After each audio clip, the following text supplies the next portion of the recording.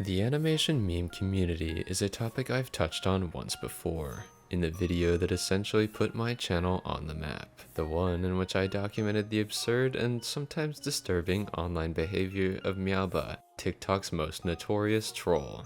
In that video, I discussed the widespread speculation that Meowba used to be an active member of the animation meme community under a completely different username, Peachy Cub. But beyond that, as well as taking a second to highlight the downright dystopian levels of cringe exhibited in some of the community's content, I didn't delve any further into the topic.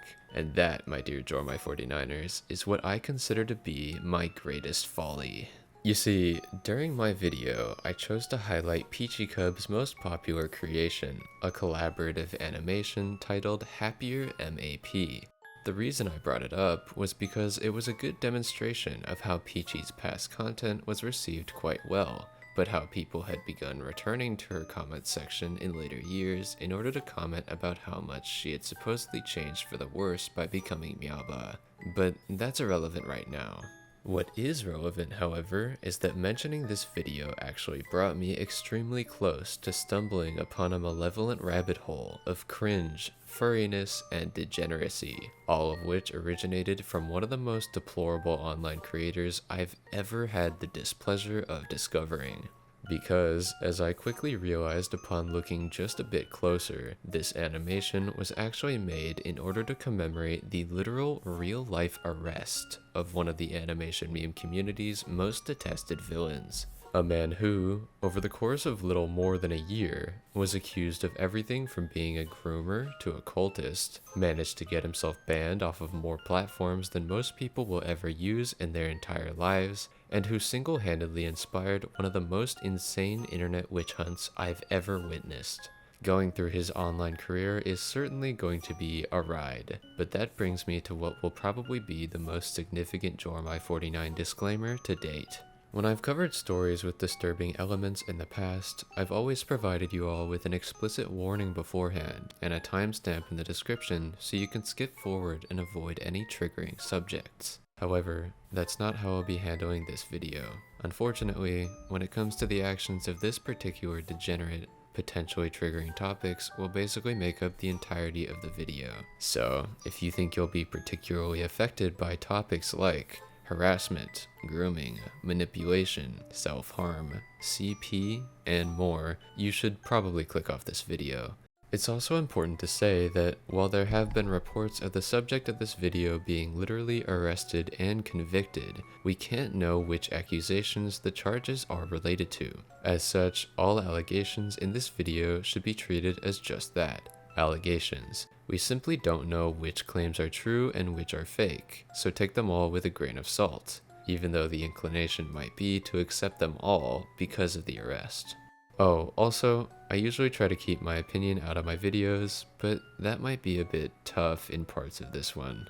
With that out of the way, it's time I tell you all about David Alejandro Pascual Argueta, known most commonly online as Cristali, but also various other aliases like Jade, ValdroxX, Zafiro, Shantaly Shy, and plenty more, as well as perhaps his most important title, the animation meme community's most deplorable villain. From the offset, I'm going to lay out a definition of what animation memes are in the first place, since it's important context to the situation at hand. After all, the nature of the community is part of what allowed David to amass as much power and influence as he did. The term animation meme generally refers to a short animation that depicts a character performing simple, repetitive actions, which is then looped and played over music. The word meme is included within this term not to indicate that animation memes are supposed to be funny, which is what I initially thought. Rather, it's supposed to indicate the propensity for these animation templates to be copied and spread all across the internet. Since back before the days of skibbity riz and munting, I guess, a meme used to just be a behavior passed from one individual to another through imitation. As you might imagine based on the ones I've been showing on screen, the stylized characters, colorful artworks, and usually popular and catchy songs included within animation memes served to draw in an audience that was generally very young. Furthermore, the simplicity and repetitiveness of the animations made it somewhat simple for these newfound members of the community to start creating their very own content, joining the ranks of creators they idolized. Through this cycle, the community began to drastically expand, leading to a massive influx in visibility. Channels like Rad, Wolfiechew, Ginja Ninja Owo, and more were able to accrue subscriber counts in the millions, and at a certain point, there were countless creators popping up each and every day, hoping to tap into this fresh new market. But as you might have expected, in a space where a great deal of both the fans and the creators are children, it wasn't long before bad actors began to present themselves. And that brings us to the man of the hour, David. From here on out, I'll be covering David's degenerate online career, going through his major controversies in as close to chronological order as I can, although because of how short his reign of terror truly was, and because of how many degenerate things he was able to accomplish within that limited time frame, I will have to skip around just a bit in order to avoid talking about multiple situations at the same time. Also, for the sake of structure, I've decided to split this story into 3 chapters, each based on the internet's general view of David at different times, and then a separate chapter discussing the aftermath of his arrest. I believe this makes it easier to see just how quickly his activities escalated, from being a mere nuisance to a deplorable creep, and then to an outright criminal. And furthermore, I think it can help highlight a problem that I and many others have with communities like these: the tendency to conflate serious issues and allegations with petty gripes and dramas. This will become more evident as the story is told, but as you'll see, there will be many instances of people grouping in the most mundane criticisms with the most horrific accusations. But I digress. With all that out of the way, let's start at the beginning, when David emerged on the online content creation scene and established himself as a grade A loser. David's earliest efforts at online content creation are difficult to track, in large part due to the fact that almost everything related to him has, at this point, been wiped from the face of the internet. However, from what few references still remain, we can see that he actually began as a gaming-centric channel on YouTube. Though he would later become more infamously known as Cristali, his channel did not originally bear this name. Instead, it was called ValdroxX. During this era, David would make an effort to draw in an audience by imitating the content of an extremely popular gaming channel called Fernanfloo. And although he would be unsuccessful in growing his brand during this era, it is still interesting to look back on. Because his content consisted of him recording himself speaking directly to the camera, David's face, and the clear fact that he was a man who primarily spoke Spanish, became linked to the ValdroxX name. This is important to keep in mind, because after pivoting to making animation memes, he would try to conceal this, instead choosing to present himself as a 16-year-old girl. Now, the act of concealing your status as an adult man in order to pretend to be a teenage girl is questionable even under the best of circumstances, but as we'll see later, this was an integral part of David's scheme to draw in potential victims and get their guard down. But we'll get to all that later. For now, let's talk about David's animation meme debut. He began uploading animations across multiple sites, including DeviantArt, Instagram, and YouTube, starting in 2017. To accompany this change in content, he switched the name of his YouTube channel from ValdroxX to Cristali, and not too long after that to Cristali and Zafiro, named for 2 of the characters that frequently appeared in his animations. Although, as a side note, even after this change, he apparently accidentally left traces of his old gaming content on the channel, including playthroughs of some very tasteful games that may or may not have involved characters from My Little Pony in some compromising situations. Regardless, it was clear that he'd gone all in on this rebrand, including fully committing to his new identity as a 16-year-old girl. To make this more believable, he would actually begin hiring voice actresses to provide lines that he would use in his videos, and when people would compliment these voices in the comment sections, he would make no effort to clarify that they weren't actually his. At one point, he even had one of the voice actresses record themselves responding to comments, to further sell the illusion that the voice actually belonged to him. We'll discuss more controversies having to do with these voice actresses later, but for now, just assume he was in the habit of not crediting them for the express purpose of maintaining his cover. After all, if he were to credit them, it would reveal that he was paying someone to speak for him, and that would certainly raise questions. Unfortunately for the animation meme community, and frankly the world at large, this scheme was largely successful.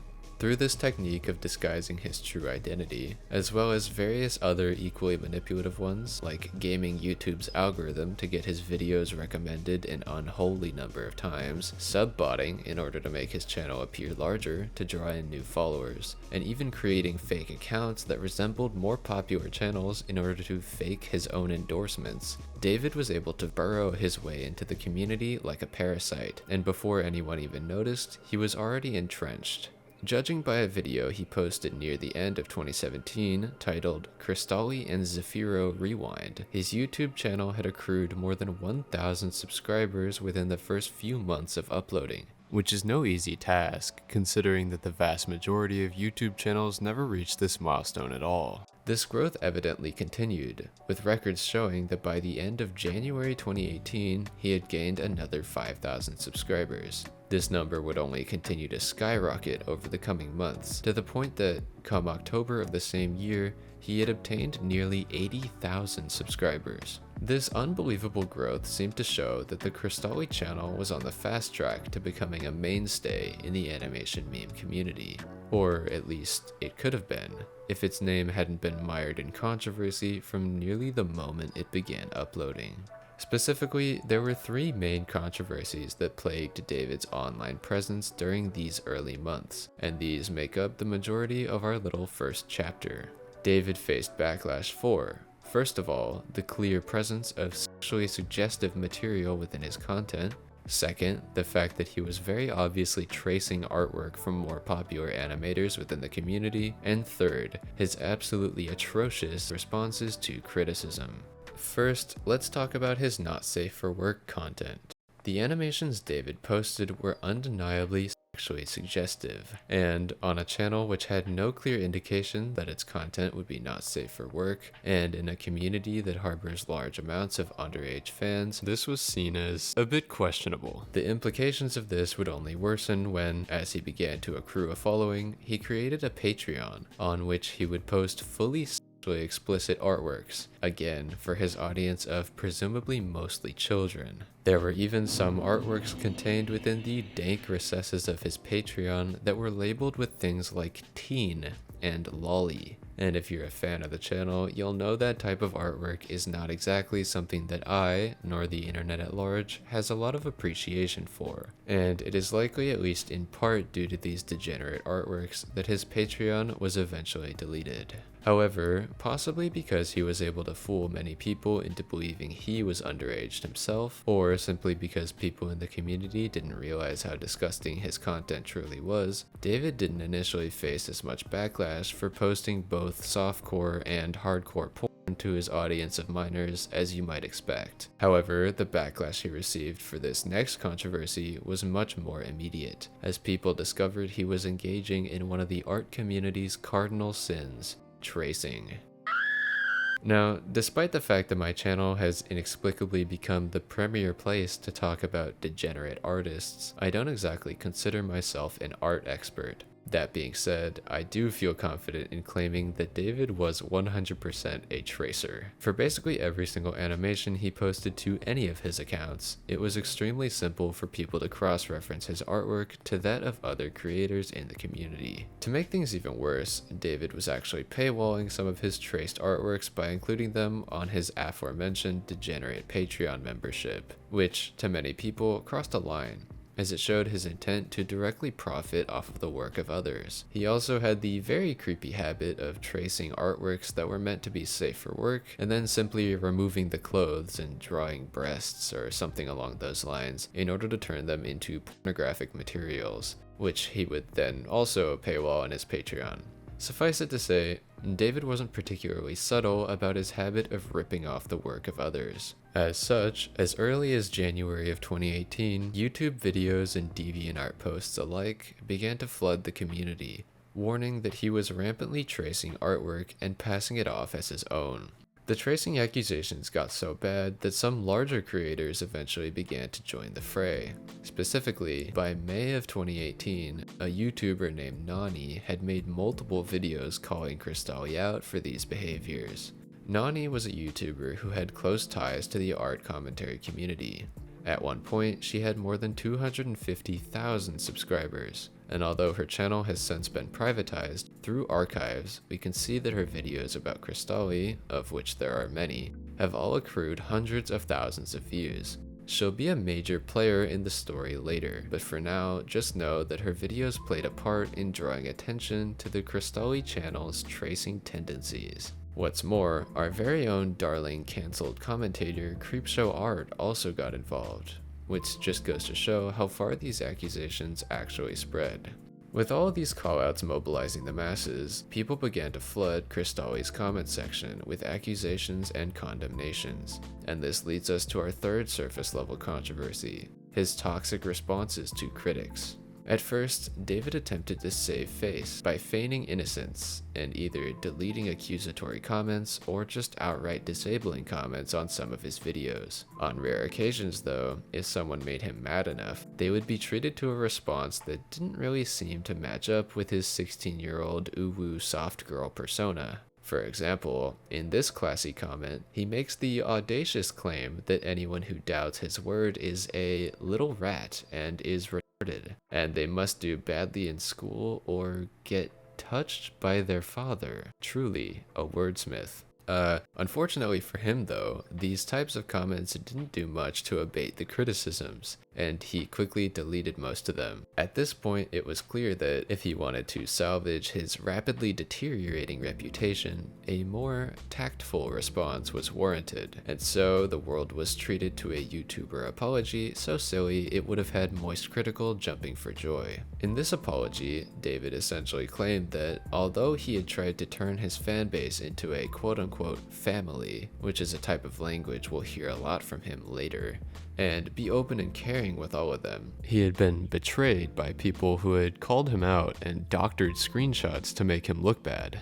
In terms of the tracing accusations, well, David outright confirms them, claiming that yes, he had copied the work of others, but he had only done so because he was simply trying to learn how to get better, as he had only just started creating art. Furthermore, he claimed that from that point onwards, he would begin to show his own original art. This was false. Finally, he closed things out by fishing for pity in one of the most ludicrous ways imaginable. He claimed he'd done tracing because it was easier for him to do that than to create his own art because he was developing symptoms of Parkinson's. Now, beyond the fact that it's exceedingly rare for anyone to show any signs of Parkinson's disease before the age of 60, I have to say, I personally think a better solution when having difficulties drawing would be to simply not draw, instead of purposefully ripping people off and trying to profit off of their work. But as I always say, what do I know?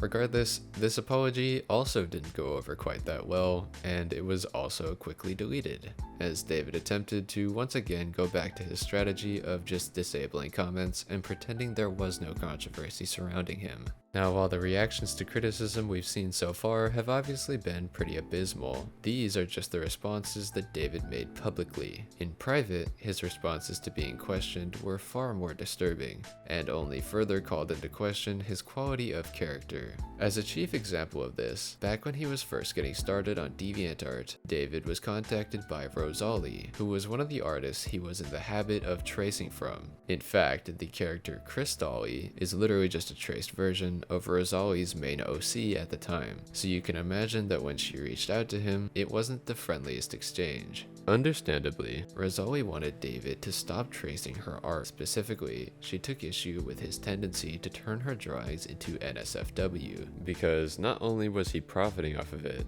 but it was also just kinda creepy to turn her normally safe for work drawings into that. In response, he claimed that this was simply an example of Rule 34 of the internet in action, and was thus inevitable, because if he didn't make porn out of her drawings, then someone else surely would. Insert obligatory boy math joke here?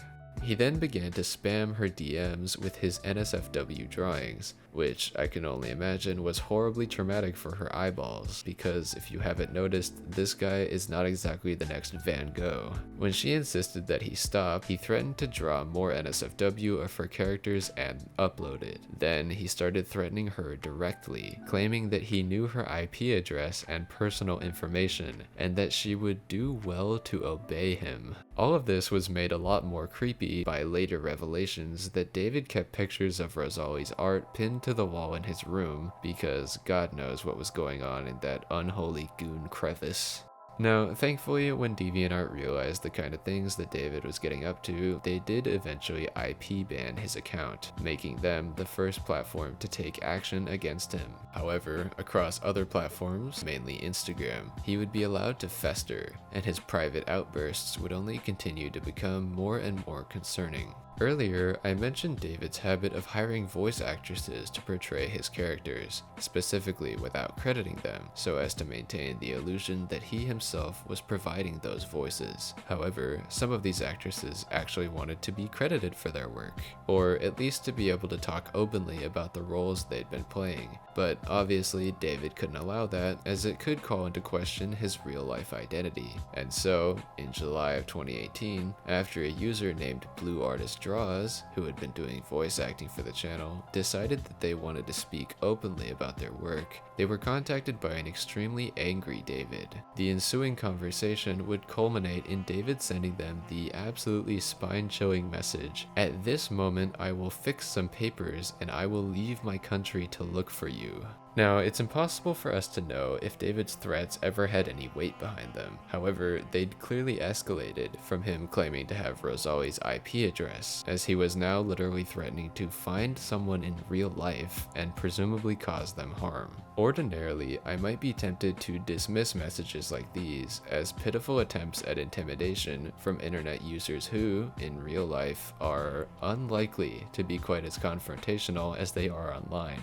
However, given some of the things that David was later found guilty of, I don't think we should discount any of these past concerning messages. Even at the time, people became extremely concerned for Blue Artist Draws, and various posts were made across sites like YouTube, DeviantArt, and even Wattpad in order to spread awareness about David's behind-the-scenes behavior. As such, his channel fell under even more scrutiny than before, and given both the revelation that the voices within his videos weren't actually his, and the evidence of his degenerate outbursts in private, it wasn't long before people started to come to the conclusion that Cristali might have been hiding something from them, and that should give us a good transition point for going into the next phase of David's internet career, as people began to treat him with a bit more wariness, and it became a common sentiment that people would best steer clear of him. But there's something that I neglected to mention, something that occurred a decent amount of time before this, and which should have immediately caused David's perceived threat level within the community to skyrocket, but which somehow seems to have been dismissed by many, and it all had to do with a user named LEMMiNO, or I guess more specifically, LEMMiNO:3. On May 22nd, 2018, just a few months into David's rapidly expanding regime of terror, an unbelievably disturbing video was posted by LEMMiNO titled, "Cristali asked me for nudes and sent me porn of his OC. Send to everyone." And given the title, I'm sure I don't exactly have to spell out for you what this video was trying to allege, but let's hit the highlights. This video consisted of a series of screenshots, supposedly from conversations that had taken place between the uploader and David himself. Notably, LEMMiNO claims to have been 13 years old at the time of uploading, and they claim that David was a 20 to 23-year-old man. As we'll see later from articles documenting his arrest, this was false, as we can extrapolate from those that he would have been either 18 or 19 years old at this time. Regardless, this is still an accusation being made by a 13-year-old against a grown man, so keep that in mind. Although the screenshots are seemingly presented out of order, it's not too difficult to piece together a sequence of events, We can see from the comment section that LEMMiNO and David had previously collaborated to make an animation, which he then posted to the Cristali channel. This reflects possibly the first instance of David employing a tactic he would use many times when talking to his fans. He would entice them with the promise of collaborating with him, which would not only provide them with a way to get closer to a creator they admired, but also an opportunity to gain a following, as he would platform them on his ever-expanding channel. People have speculated that this served the dual purpose of getting people to not only let their guard down, as they believed that he was doing something nice for them, but also creating a perceived debt that he could hold over their heads, claiming that he was the only reason anyone paid attention to them on the internet. But we'll discuss that more later. For now, just know that it's likely this collaboration between David and LEMMiNO was a method for him to initiate contact with her, and once he'd done so, he began to make requests of her in return. Specifically, it seems as though he would frequently request images of her performing poses, which he claimed he needed to serve as references for his art. While this is already bad enough, given some of the degenerate images he provided as references for the poses that he wanted, he would also do things like daring her to take pictures in the shower, or begging for a picture of her without a bra. It's all pretty disgusting stuff. One thing that is extremely significant to note is that, at a certain point, LEMMiNO clarifies that she is 13, and asks David if that matters to him. In response, he says, "No, ¿por qué pregunta?" or "Why do you ask?" I wonder. LEMMiNO's video seems to mostly focus on that David had sent her NSFW images of the character Cristali, and while that is obviously degenerate and disgusting, I think we can all agree the worst part is certainly him allegedly requesting inappropriate pictures of her when she was only 13. Now, in the present day, this video sits at more than 150,000 views, making it one of the most popular videos about Cristali that remains on the internet, and the reception seems to have been generally supportive and understandably horrified at what David had allegedly been up to. In fact, even Nani, who I mentioned earlier, left a comment asking about how old David was at the time of these messages, showing that knowledge of these accusations had spread to some of the community's largest creators. As such, you might have expected that the community as a whole would band together to spread awareness and attempt to limit David's interaction with minors from this point on. After all, even if these accusations were difficult to verify, it seems important to at least consider their validity, because David was a creator who was, by the very nature of the content he produced, in close proximity with children. However, that doesn't exactly seem to be how the larger creators in the community saw it. I hate to say this about Nani, because she would eventually become one of the main people who led the crusade against David and gathered his victims in order to try and get him arrested in real life. However, at this time, even she perhaps didn't give these allegations the attention they deserved. I commented earlier on how, by May of 2018, Nani had multiple videos about Cristali's tracing antics. However, what I didn't mention is that she actually took a couple of seconds out of one of her videos about his tracing to mention these accusations in passing. There's one girl who says that he allegedly did these things. There's a video about it. I'll link the video to you. She says that she's 13 and he's 20 or something like that, and he's been asking for nudes or like dirty drawings and stuff like that, which is, I guess, technically illegal because he's over the age of 20. So yeah, there's that, of course, and of course that's terrible in itself. However, I'm not going to get too much into it. She also linked LEMMiNO's video in the description, which may have been part of what drew so much visibility to it in the first place. However, the fact that Nani's video was mostly about Cristali's stupid apology for tracing, and not about the direct accusations that he was a degenerate trying to take advantage of children, is very interesting, and this is a theme that would only continue. Even months and months later, in November of 2018, when Nani posted a video discussing Cristali once again, she chose to focus on David's habits of tracing others' work in order to make NSFW for his Patreon, and this time, she completely ignored the grooming allegations. Again, I don't want to rag on Nani, and I understand how hard it is to broach the topic of serious allegations when you don't feel equipped to do so. Trust me, but I think it's really telling about this community that even half a year after David was accused of what is essentially claiming and requesting CP, people were still criticizing him for drawing boobs onto Rosali's OC and charging people $15 for it. These things are of course both wrong, but the tendency of communities like this to fixate on dramas that are largely trivial when one looks at the bigger picture is a problem I first noticed when researching for my Ben the Looney video, but which is even worse in this situation, but I digress. Even if people didn't attribute as much weight to these allegations as one might have expected, they still did begin to view David as a bit more dangerous of a presence. One could say that he graduated from being a loser to being a creep, and that does give us a segue into our next section, the era in which people were encouraged to steer clear of David, but still before he became public enemy number 1. So let's move into the second chapter of David's degenerate journey. Something that I feel I have to mention here is that at a certain point during the events I just described, it seems that David had decided to reveal his face. I feel weird not having a concrete place to put such a meaningful event in the timeline, but the original video in which he did reveal his face, along with obviously the dude's entire channel, has been deleted by now, and I can't find any archives, only re-uploads, meaning that it's really hard to place the date that the video was uploaded. Overall, it's likely that in the midst of some of his private behaviors coming to light, David realized that it was much more trouble than it was worth to continue pretending he was a teenage girl, and as such, he showed the internet his true face, and told them to refer to him as ValdroxX once again.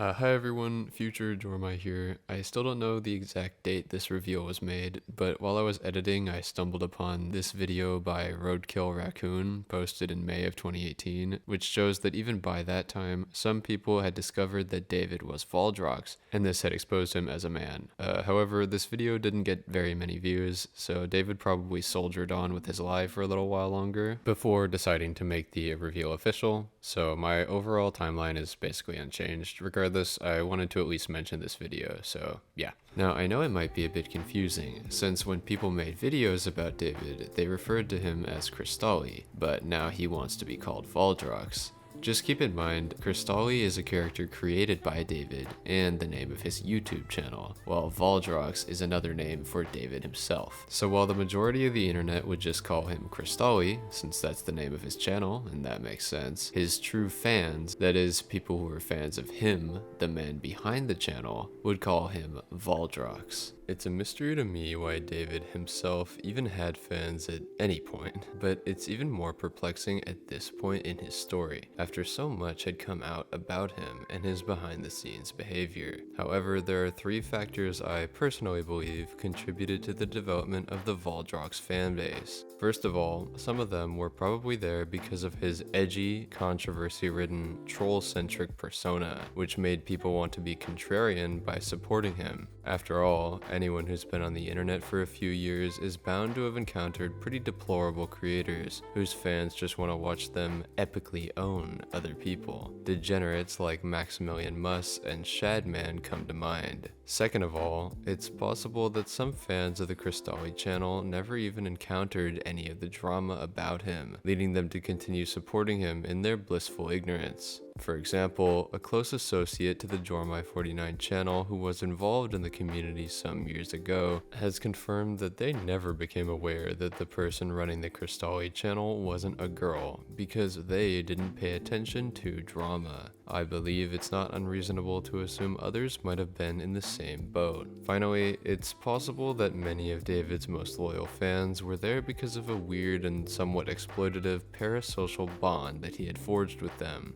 A few minutes ago, I mentioned the possibility that David would use collaborations as a method of establishing contact with the younger members of the community. And as would be discovered later, this was only one of the methods he had for reaching out to his young and impressionable audience. Regardless of the reasons why, there was a substantial group of ValdroxX fans on the internet, and it isn't too much of a stretch to say that some of them literally worshipped him. to the point that his detractors began to refer to them as the quote-unquote cult of Cristali, and their platform of choice, where they would congregate and sing the praises of their Lord ValdroxX, was LEMMiNO. For those unaware, LEMMiNO is a social media site where users can create their own quote-unquote communities for people to join, each usually dedicated to a specific topic or person. Over the years, the site has earned a bit of a reputation as a gathering place for more passionate fan bases. Specifically, fans of anime and furry-centric content would band together within these communities. And with that description, it should come as no surprise that, just like the animation meme community, a concerning amount of the user base was children, which again has led to all sorts of unsavory people being drawn to the site. But let's get back to the topic at hand. The LEMMiNO that was created in David, or rather ValdroxX's name, was actually formed absent of his influence. As the story goes, at some point after David's face reveal, a group of very dedicated fans came together to create a community known as Droxism. They were very organized, behaving more like a cult than like a traditional fan club. The reason I say this is that beyond the weird religious wording and the sheer reverence and zeal they had for supporting David by any means necessary, the Droxists also engaged in some very disturbing behaviors in David's name. And please be warned before I get into these that I have included links in the description for those who may have struggled with self-harm in the past. But essentially, the main reason that people referred to Droxism as a cult was that the members were rumored to be in the habit of cutting V for ValdroxX into their arms. It is also rumored that it was once a requirement to join the community that one perform this act and send proof to one of the leaders, apparently to show their dedication to their degenerate lord. Now, you might be thinking that David can hardly be blamed for what his fans got up to in their little club. After all, I did say that the community was formed without any input from him. However, what I didn't mention was that, before long, David discovered this community of his most loyal followers, and was made well aware of what they'd been up to. Instead of discouraging this behavior, or at least distancing himself from this group of clearly very young and vulnerable people, David saw fit to take advantage of them by getting into contact with their current leader, a user known as Coffee Bean, and relaying to her commands intended to mobilize the group, essentially for the purpose of harassing and deterring any of David's detractors. And of the people that David sent the Droxists to harass, there is no better example than that of Emi Matsuno, a then 14-year-old artist who managed to enrage David to the point that, throughout the summer of 2018, he would not only command his little posse to spam her with threats, insults, and channel flags intended to remove her from the internet altogether, but he would also go so far as to post personal information about her in the background of one of his animations. But in order to fully understand this completely reasonable and appropriate reaction to being antagonized by a teenager on the internet, we have to backtrack a bit. Remember how I made a big stink about how the larger creators in the animation meme community didn't treat David's grooming allegations with the seriousness that they probably should have?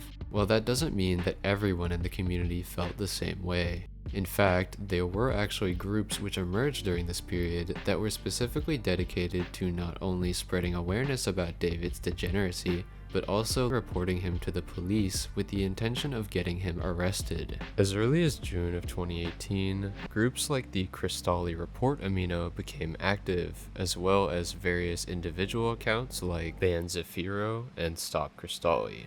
The people running these accounts and communities would essentially work together in order to compile evidence, make call-out videos, and overall spread awareness about David's behavior, months before any mainstream creators had condemned him for anything beyond tracing and uploading NSFW. However, just like the Droxists, these groups were also largely made up of children, and as such, not only was it common for them to be somewhat dismissed due to the cringy and dramatic ways in which they called David out, but it was also very easy for him to sow dissent in their midst through manipulation and harassment. That brings us to the events that occurred surrounding Emi Matsuno's LEMMiNO community. Emi Matsuno's LEMMiNO was founded on June 13, 2018, and it seems that even prior to its formation, Emi and her online associates had been warring with David and his fans. In some of the very first posts made to the community, they document their efforts to gather incriminating screenshots and make call-out videos, nearly all of which would eventually be copyright struck and mass flagged into oblivion by David and the Droxists. Some of the earliest posts also chronicle their attempts to legitimately get in contact with the authorities, with the intention of sending David to jail on the basis of LEMMiCat's accusations of grooming and requesting CP. Naturally, David didn't take too kindly to this type of behavior, and we can see from posts made to the community that he actually made multiple attempts to infiltrate it so that he could hinder their efforts from the inside. If all of this sounds very dramatic and convoluted, it is. These people were acting like they were in a spy movie or something. It was crazy. Regardless, David's efforts to stop the community's work didn't end there, as he began to take action against Emi Matsuno herself. First of all, he mobilized the Droxists to harass her by leaving nasty comments on everything she posted, including telling her to harm herself and making a concerning number of claims about her personal sexual life, which seems like a really odd route to take. His fans also began drawing her being SA'd, which they would then send to David so that he could laugh at it. David also took advantage of the fact that he was in personal contact with many of Emi Matsuno's friends, which meant he was able to convince them to condemn her on his behalf, simultaneously attempting to discredit her claims about him and demoralize her by having her friends turn against her.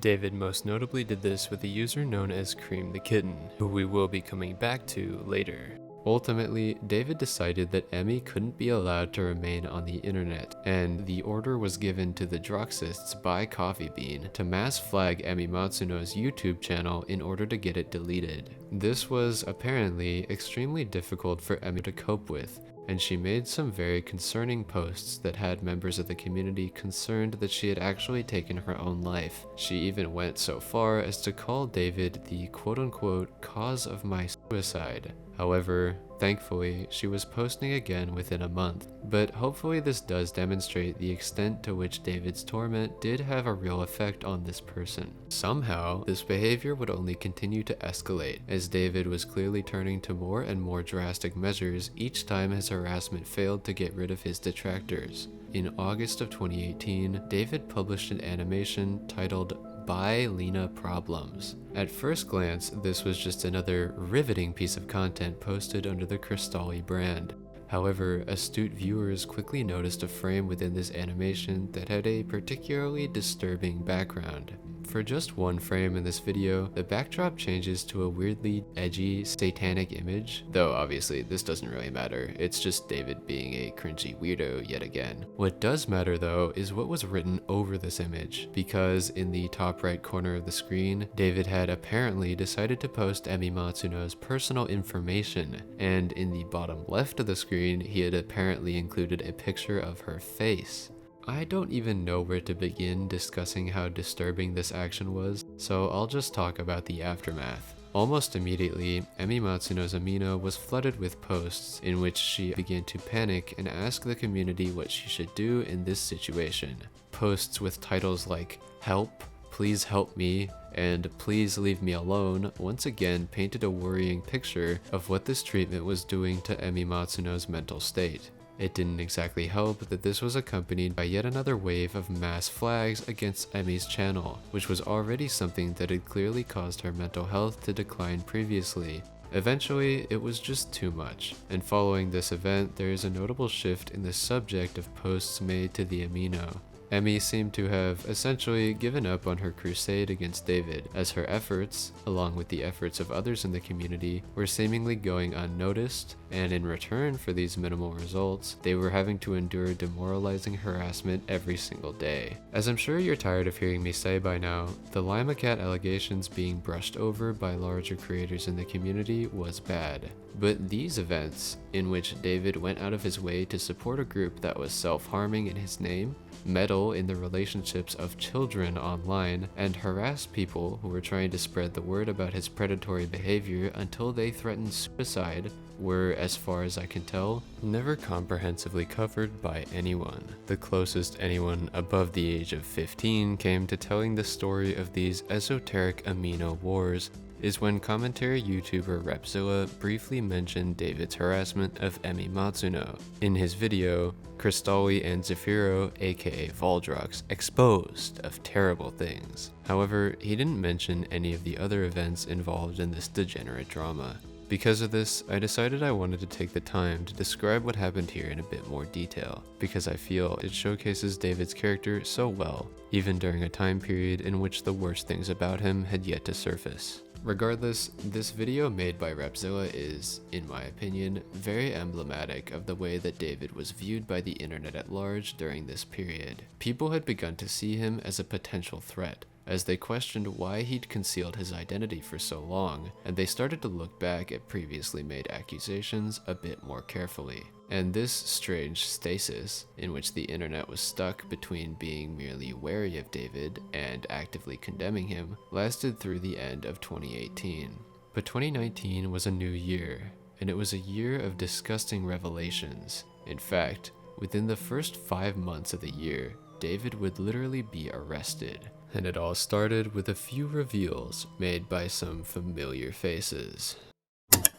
As far as I can tell, the next major development in David's story came on February 8th, 2019, with a post made to the Cristali report LEMMiNO by a user named Pancake. Now, to you all, that name probably doesn't mean anything, but to those who were closely following the Droxism drama, it was a name that had become somewhat infamous. This is because Pancake was well established as having been heavily associated with the Droxism LEMMiNO, with some sources even claiming that she was actually the group's original founder and leader. As such, the fact that Pancake was even posting on an anti-Cristali LEMMiNO was shocking in and of itself. However, what would be contained within her post was even more so. You see, in this post, Pancake claims to have cut ties with David after allegedly being involved in a romantic relationship with him. And, well, the reason this is highly disturbing should be made clear by 2 messages allegedly sent by David, which are showcased in these screenshots.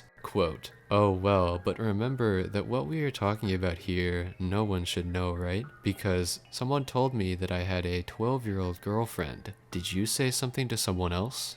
Yeah. The screenshots also depicted David telling Pancake that he loved her and asking some questions that are a bit probing. There's honestly no need to read any more of them because, well, they're disgusting, and these messages on their own are enough to merit condemnation. After all, if they are real, they would show that David knew this person was 12 years old and still pursued a relationship with her, even going so far as to tell her that she cannot tell anyone else about it, which is obviously never a good look.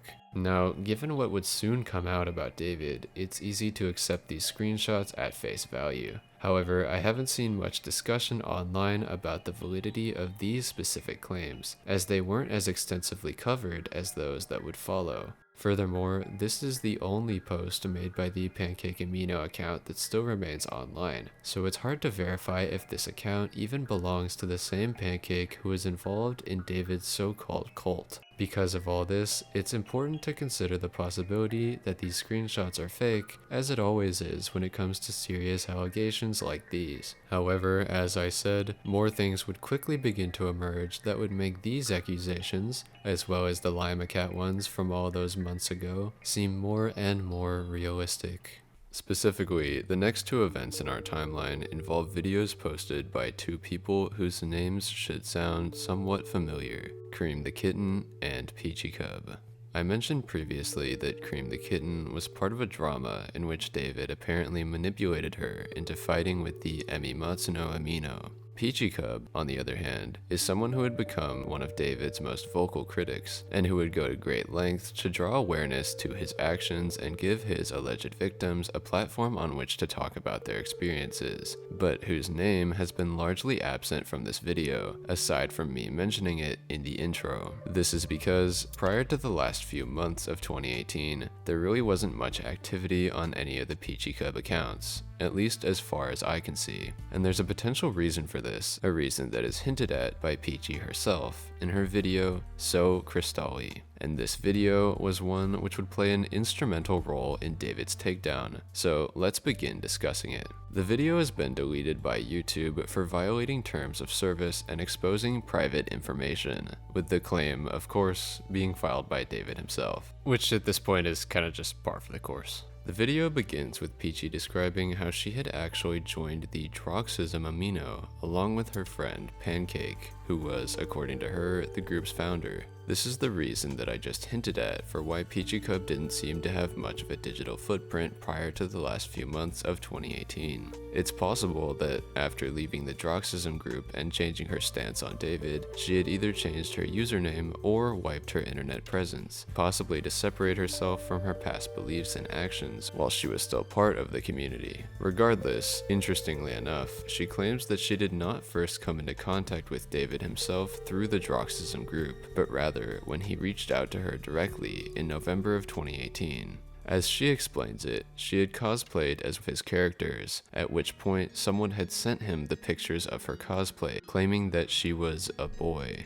David allegedly reached out to Peachy in order to verify that Peachy was not, in fact, a boy. So the origin of their contact was already questionable at best, because Peachy Cub was only 14 years old at the time. According to her, over the course of the coming months, David would attempt to gain her trust through various methods, including telling her that he was 16 years old, making her feel as if he cared about her problems, and flattering her excessively, all with the ultimate goal of receiving inappropriate materials from her.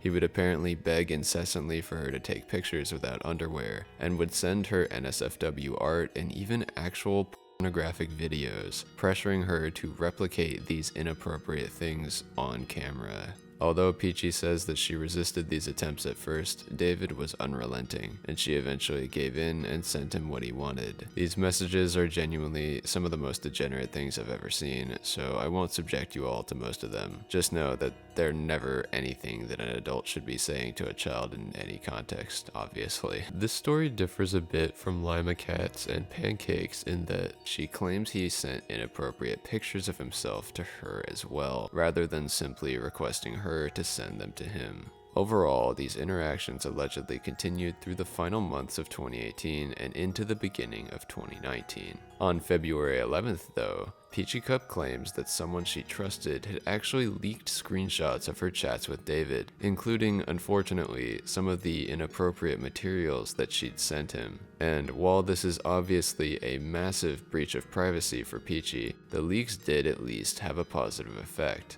They led to an outpouring of supportive messages from the community, who were rightfully disgusted with David's conduct and began encouraging her to get away from him. His Instagram account was also thankfully disabled around that time, which ensured that these degenerate messages would stop. However, not everyone was quite so positive about the situation. In fact, according to Peachy Cub, she actually received a non-insignificant amount of hateful messages from obsessive ValdroxX fans, who would say things along the lines of that it was her fault that she had decided to send pictures to David, and that she deserved what had happened to her. We can see that Peachy apparently even took some of this to heart, as the description of her video clarifies that she places some of the blame on herself for this situation. I don't normally express my opinions in my videos, but I have to say, if you're operating under the assumption that these messages are real, and you're still blaming a 14-year-old for being manipulated and sending inappropriate materials to an adult predator,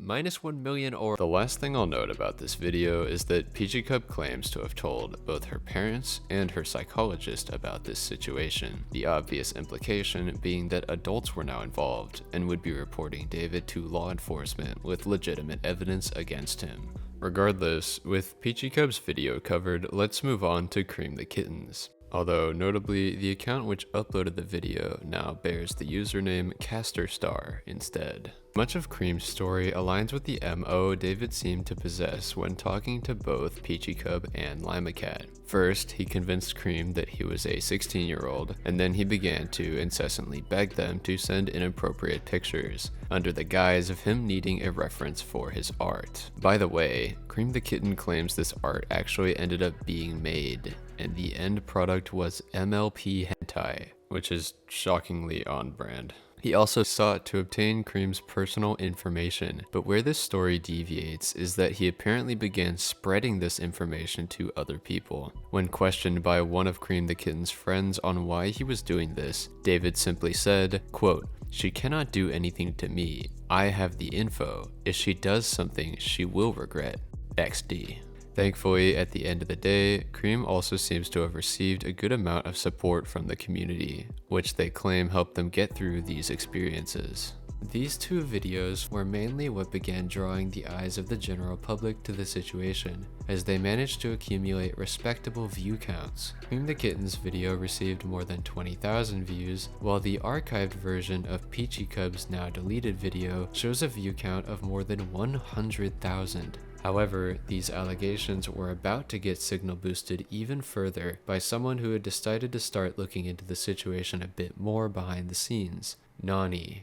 I last mentioned Nani when discussing her video from November of 2018, in which she seemed to tactfully avoid discussing the more severe allegations against David. However, following the publication of Peachy Cub's and Cream the Kitten's allegations, Nani had apparently started taking steps towards triangulating David's location in real life, with the end goal of getting law enforcement to come and take a look at his hard drive. And she describes these efforts in a video posted on March 1st, 2019, titled simply, "Cristali is over." Nani begins this video by explaining, in a tone that is noticeably more somber than any of her prior videos, that 3 minors in the animation meme community had been victimized by Cristali. The only victim she specifically mentions by name is Peachy Cub, but she includes a link to Cream the Kitten's video in the description. My understanding is that the other unmentioned victim is LEMMiNO, whose allegations we covered all that time ago, but it's also possible that this is in reference to a new and previously unmentioned victim, who Nani would platform in her next video on Cristali.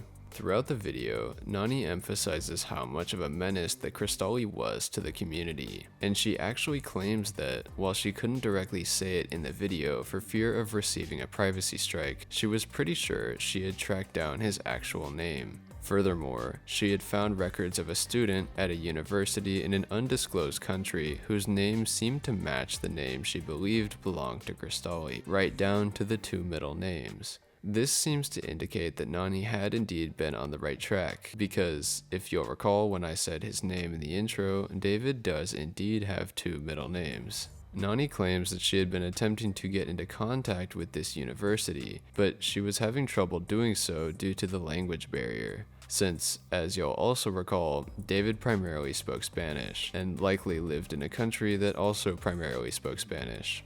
Beyond these efforts to locate him, Nani said that she had also encouraged David's victims to report him to the authorities in their regions in order to hopefully spark an international investigation, which would in turn help them get into contact with David's local authorities. As a final note, Nani brings up the community post that she'd made announcing this video, which had been spammed with hateful comments from, presumably, people who were big fans of David. She specifically notes that many of these comments came from brand new YouTube profiles, some with no profile pictures, leading her to question whether or not David was commanding quote-unquote armies of bots to come harass her. This does make me wonder if these so-called bots could have been coming from a previously discussed notorious LEMMiNO group, but that's just speculation. Regardless, unfortunately for Nani, this wouldn't be the last she'd see of David's superfans, but we'll get to that. Moving on, over the next few weeks, various videos and blog posts alike were posted covering the allegations, with many encouraging their audience to make their way to David's channel and report it, so that he would be taken off of YouTube and lose his primary method of getting into contact with minors. Many of them also noted the evasive maneuvers that David had been taking in order to throw people off his trail. Most notably, David was in the habit of frequently changing his username in order to confuse the people attempting to report him. This is why he has such a ridiculously long list of aliases. Case in point, shortly after Nani's video was uploaded, David had changed his name and profile picture on YouTube, first rebranding to Shantaly Shy and ultimately to Jade. Furthermore, he had also deleted more than 10 million views worth of videos, presumably so that his channel would give the appearance of being new, perhaps to stop people from being able to find and report him, and even potentially stop his subscribers from unsubscribing, since they might not even realize that he was the same person who was currently being called out. As we'll soon see, these efforts would prove fruitless in the end, but in the meantime, I'd like to mention an interesting side plot of sorts that had been occurring in the background as all of these callouts were being posted: the Famous Safe debacle. On February 27th, 2019, after the upload of Peachy Cubs and Cream the Kitten's call-out videos, but prior to Nani's video going up, David had uploaded a YouTube video in which he'd gotten a sponsorship from a brand called FamiSafe. FamiSafe is a parental control app that was marketed as being something which can help keep children safe online, and I have to say, seeing the biggest online menace to children in history advertise it is extremely surreal.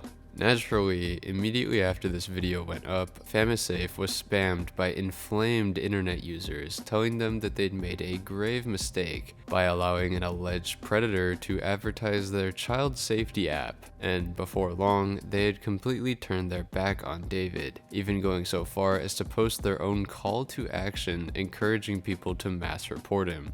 They also started posting with the hashtag #AgainstCristali, making a series of tweets containing claims made by users describing what David had done. Furthermore, they posted a few videos intended to platform his victims, allowing them to speak up about the harassment they'd received at the hands of David's deranged fans. This didn't have a major effect on the storyline, but I did think it was worth including that David somehow managed to get a sponsorship from a product that was pro-internet safety, even if they did immediately do a complete 180. But if you thought that was unexpected, the next development was straight up ludicrous. On March 20th, 2019, Nani posted on Twitter claiming that after a conversation with her friend, she had jokingly submitted the Cristali story to Dr. Phil as a pitch for an episode. However, in an insane twist, the showrunners had responded to her submission and were actually considering having her, David, and the alleged victims on the show in order to determine what really happened. Now, beyond the fact that I think gathering the furry gooner final boss and his potential grooming victims all in one place would be an unmitigated shit show, it was never really going to happen, because I doubt David was going to consent to putting his actions under such a microscope. And furthermore, Nani said she didn't feel comfortable providing the personal information of all the victims, which would have been required to make the episode a reality. And so, we tragically never got to see Cristali get sent to the ranch. Next, on March 27th, Nani posted yet another update. However, this one wasn't quite as silly. In fact, it was quite the opposite. Nani had apparently tracked down another one of David's alleged victims and convinced her to, in detail, share her story in a video. This victim was known online as Temper Flash, and this is what she had to say. Temper claims her first contact with David was in November of 2018, when she reached out to him over Instagram and was met with a positive response. David claimed that he had watched Temper's videos in the past, and even sent a picture of himself with one of them on his screen as a type of proof. After a bit of small talk, they agreed that they should make a collaborative animation, which we can still find online as a re-upload. Temper got backlash for collaborating with David, but still maintained her correspondence with him. As time passed, he began to send more and more messages that left Temper confused and a bit concerned. For example, she claimed he asked things like, "Would it be bad if I asked for pictures?" According to her, she responded yes, because she was underage, and so the topic was dropped for the time being. However, it was following this denial that David's manipulation techniques ramped up, as he would apparently claim that she owed him for supposedly making her famous through their collaboration. According to Temper, he also took advantage of her being left in a vulnerable state after she was shaken by a domestic incident in her home. She claims that, having nobody else to turn to, she began to be swayed by his words. Soon enough, the two of them were quote-unquote dating, and it wasn't long before he began pestering her to send inappropriate materials, which she says she unfortunately complied to. David would also allegedly attempt to control Temper Flash and keep her in a relationship with him. For example, at one point, he offered to buy and ship her a new drawing tablet, for which purpose he needed her address. However, once she sent it, he would instead send her a picture of her house and begin calculating how far he'd have to travel to reach her physically. He would also demand access to all of her accounts, and would even lock her out of them if she disobeyed him. Temper claims that, after a certain point, she saw past the manipulation and convinced David that they needed to break up, claiming that her parents had discovered her relationship, and you can see how that might be something he'd want to avoid. After allowing Temper Flash time to tell her story, Nani details her continued efforts to report David to his local law enforcement, which included reaching out to mutuals on Twitter, who she believed would be able to communicate with David's university in Spanish. You know, I've seen Twitter used plenty of ways, but I think this is a first for predator hunting. With that said, this video brings us to the end of March, and there would be virtually no new significant developments for the next 2 weeks or so, as people presumably continued their efforts behind the scenes. But what comes next in the timeline is quite literally the most significant day in this entire storyline. April 11th, 2019. This was the day that everything finally came toppling down for David, and the day that his internet reign of terror finally came to a close. The numerous reports and calls to action by Nani, by Repzilla, by Creepshow Art, by the victims, by the LEMMiNO groups, by the DeviantArt and Tumblr warriors, and by the social media pages entirely dedicated to bringing about David's downfall, had finally borne fruit. And on this day, multiple articles were published detailing the arrest of a Guatemalan YouTuber with nearly 100,000 subscribers, named David Alejandro Pascual Argueta, and who was primarily known online as Cristali. David was reportedly taken into custody by the Guatemalan Office of Human Trafficking's Unit Against Child Pornography. Agents seized multiple hard drives and a USB from his house. Public Ministry had already determined prior to the raid that David had drawn in underage girls on Instagram by impressing them with his drawings and animations. He then used this influence to obtain inappropriate intimate photographs from the girls, in order to use them as references for drawings he then sold on illegal child porn websites, which is something that, as far as I can tell, nobody had even been aware of at this point. One thing I would like to call out from this article specifically, published by Monsters and Critics, is how it notes the influence of videos published to YouTube by Cristali's victims on the investigation. By this, we can assume they mean the videos telling the stories of Peachy Cub, Cream the Kitten, Temper Flash, and even Limacat, whose video had been posted nearly a year ago by this point. This day was the day that the entire community let out a collective sigh of relief, and one of the most literal representations of this was Peachy Cub's announcement that she was planning a collaborative MAP, or multiple animator project, to celebrate this occasion and give the community a sense of closure. She also claimed she would be publishing videos for each of the victims, though it seems a great deal of those have since been archived. According to Peachy, the amount of people who had been manipulated into sending inappropriate pictures to David was 8. And if you'll notice, this doesn't exactly match our story so far, in which we've discussed Limacat, Temper Flash, Cream the Kitten, Pancake, and of course Peachy herself. I haven't touched on the stories of the 4 remaining victims because Peachy Cub's interviews with them have all since been privatized or deleted, and I can't find much evidence about any of them on the internet, except for something very interesting related to one of them, which I'll get to in just a second. All in all, the extra names included on Peachy Cub's list of victims were Hayao2, Katartri, Zernion, and Gigi Owo Art, although she also interviewed Blue Artist Draws, who, if you'll recall, was one of the voice actresses David used to hire to work on his videos, and who was involved in one of his very first drama, as he had been threatening her behind the scenes. Oh, how long ago that was. As I said, I haven't been able to locate much documentation relating to the experiences these people allegedly had with David, though there is one exception to this, Zernion. But rather than yet another stash of degenerate messages, what I found relating to this apparent victim was actually quite the opposite. According to a post allegedly written by Zernion themselves, the story that they had provided about Cristali asking them for inappropriate pictures was actually false, and they had fabricated it entirely because they were jealous of the attention and fame that Peachy Cub had experienced after she had shared her story. Now, obviously, David had already been arrested by this point, all but confirming that he was indeed a creep. This one story being false doesn't negate that. However, this situation can serve as yet another reminder of why we should hesitate before blindly accepting anything we hear on the internet, even if it's about someone we heavily dislike. And hopefully it can also reinforce why I keep saying things like allegedly and apparently and things like that. Like, it's always better to be safe than sorry.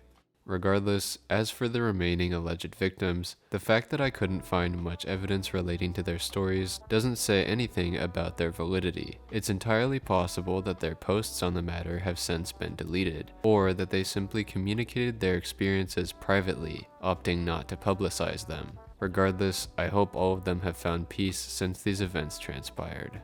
But someone who had certainly not found peace since we last saw them was Nani. She had been dealing with something that any creator will have a special place in their heart for, the YouTube copyright system. I mentioned before that Nani had quite a few videos about Cristali.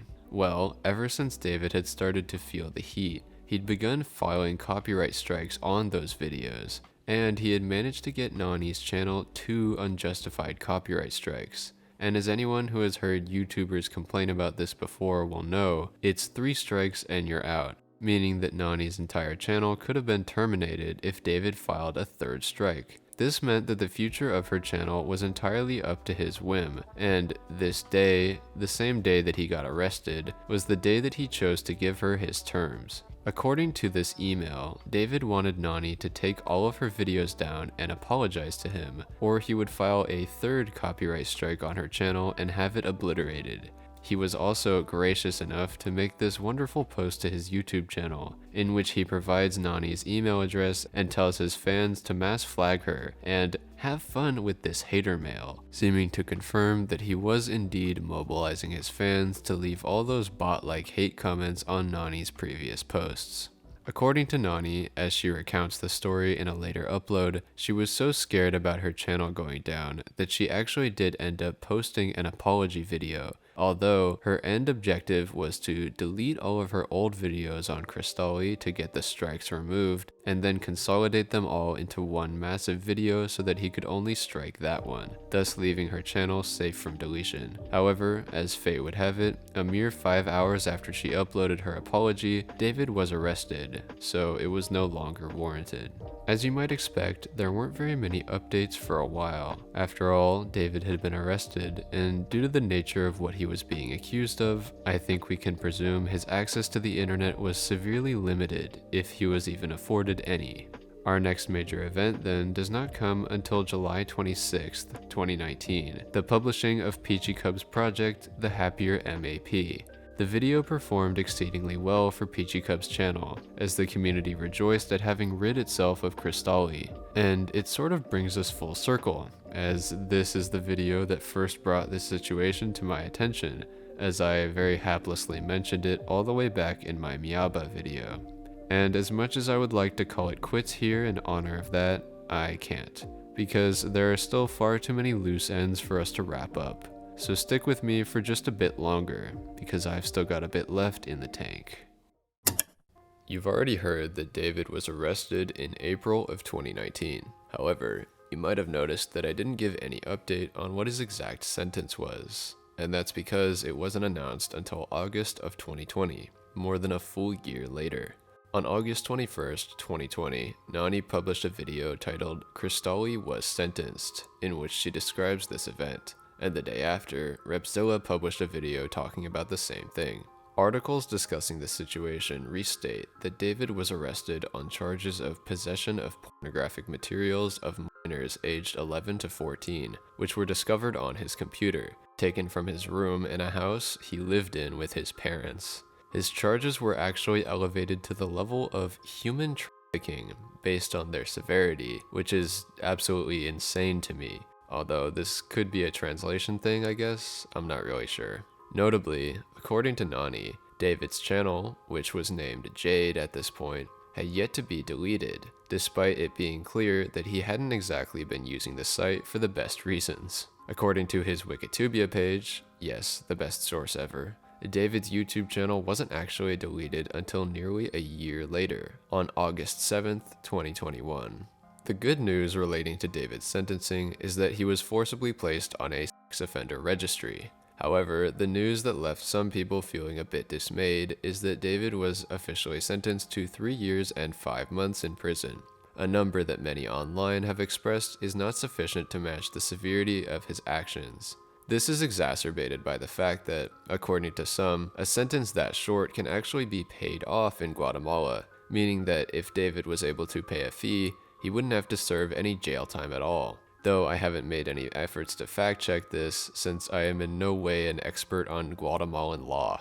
Interestingly enough, Nani also claimed that she was still being harassed by ValdroxX fans even at the time this video was uploaded, which again was more than a year after David was arrested, though that didn't really seem to matter to these people. In fact, some of them seemed to be using him as an example to learn from. Over the next few months following his arrest, multiple people had allegedly used David's techniques as a model for luring in minors and manipulating them into providing inappropriate materials, with many online mentioning figures like Nora the Wolf and Crystal the Wolf as examples of this phenomenon, although those two are a completely different rabbit hole that I will not be getting into now.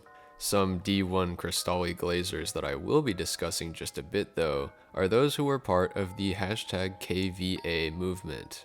KVA stands for Keep ValdroxX Alive, and hashtag KVA was apparently a movement on social media put into action by David's most loyal fans in order to preserve his spirit or something. They called themselves the White Wolves, and they all named themselves after characters they had created that were largely in the same vein as Cristali and Zafiro. In fact, the art styles were so similar that each one is almost akin to what comes up when you search your name followed by the Hedgehog and see tons of OCs in the exact same style as Sonic. For a while now, there have been rumors circulating about the KVA movement being a cult in its own right, but I've yet to find evidence of any of this. Perhaps in the future I'll make a follow-up about the so-called clones of Cristali, but for now, I'm tired.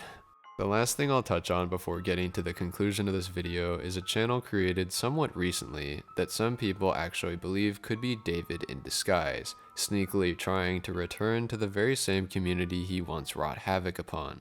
Strawberry the Foxy created their channel on February 9th, 2023.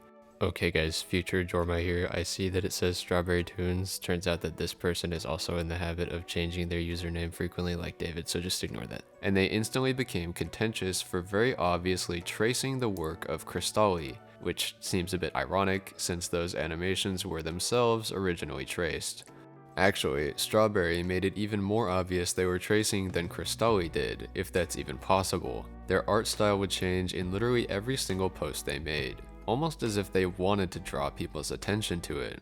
Before long, people started to make videos on Strawberry, accusing them of everything from lying about being a girl to grooming underage fans, all of which sounds pretty familiar.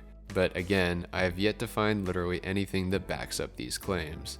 As far as I can tell, the Strawberry the Foxy channel has continued to upload since these claims were made, although their comments are continually flooded with people saying things like, "Aren't you supposed to be under house arrest right now?" and "Ain't no way Blood's back." Overall, I can't be sure if this is actually David, back on the internet and up to his old tricks, although I do have my doubts about whether or not he would return to making the exact same content that he was making prior to his arrest.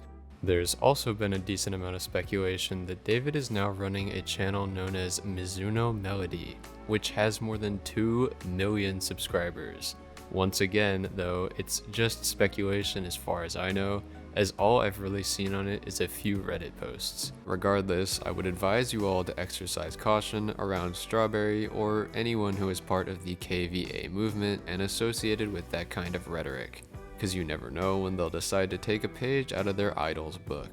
And if you ever do feel as if you're being victimized or someone on the internet is pressuring you to do things you don't really want to do, I implore you to talk to a trusted adult or click one of the links I've included in the description. But with that out of the way, it's finally time to get to my conclusion. Normally, I try to end my videos by giving a bit of credit to the person I've just spent 30 minutes to an hour taking a massive dump all over, because I want my viewers to understand that behind every screen there exists another person, and we're liable to lose our empathy and become monsters when we forget that. However, in this case, the person I just spent who knows how long talking about is the one who lost his empathy, became a monster, and purposefully manipulated and victimized people on the internet. So I don't feel taking that kind of approach would work the greatest here. Instead, I'll focus on tying up a few remaining loose ends. First of all, I know that a decent amount of my viewers may actually be, or have been, part of the animation meme community, because I can see what y'all like to search. This is probably because of the Meowba video. As such, if there's anyone who is more involved in this story, and who knows things that I might have unintentionally omitted or gotten wrong, please reach out to me via the email in my bio, or mention me on Twitter. I really want to get this story right, because it's been weighing on me since I so carelessly mentioned the happier MAP in my second video. So if there's anything I've done wrong, I'd like to know about it. This video involved a ridiculous amount of piecing together random breadcrumbs and scattered archives, because so much media involving this case has since been deleted, especially after Nani privatized her entire channel a while back. Second, speaking of Nani, I know earlier I mentioned how weird it was that even after Cristali had been accused of grooming, Nani and the other members of the community were still posting about his weird Patreon and his tracing. I'd like to clarify that those comments weren't meant to vilify Nani or anyone else, who just wanted to stay out of serious allegations until there was concrete confirmation. Most people don't understand how hard it is to put yourself out there and make serious claims on the internet, but I do, and I want to make it clear that I understand it's not as easy as it might seem. I don't know the exact reason that Nani's channel is gone, and I haven't looked into her online activity much beyond her videos on Cristali, but I wish her well, and I hope she's a lot less stressed than she was while she was making these videos, because I could kind of feel it coming through in some of them. Finally, I'd like to touch on the elephant in the room. I know a lot of people think that Peachy Cub became Meowba, and I've even given that claim a platform in the past. If this is the case, it could have severe implications about what has influenced her current day behavior. But the unfortunate truth is, we'll probably never know if this is true. All I can hope is that Peachy and all the other victims have found peace and closure, and that me dragging up all this old stuff isn't unnecessarily painful for them to see or hear. Also, I'm sorry for the prolonged wait for this video, but I hope you understand that not only is it exceedingly long, but it's also some heavy stuff, and I've been really struggling putting it all together, both in terms of it being difficult and in terms of me being emotionally distressed by it. Some of the DMs that were posted as proof of David's degeneracy literally had me gagging. I thought I'd become desensitized to all that stuff by now, but what do I know? I've just been your host, Jormy49. What a ride, and good night. Stay safe, Jormy49ers. Also, to all you stinkheads who kept commenting about how I left this guy out of my Meowba video, I hope you're happy now. This sucks. Poor guy.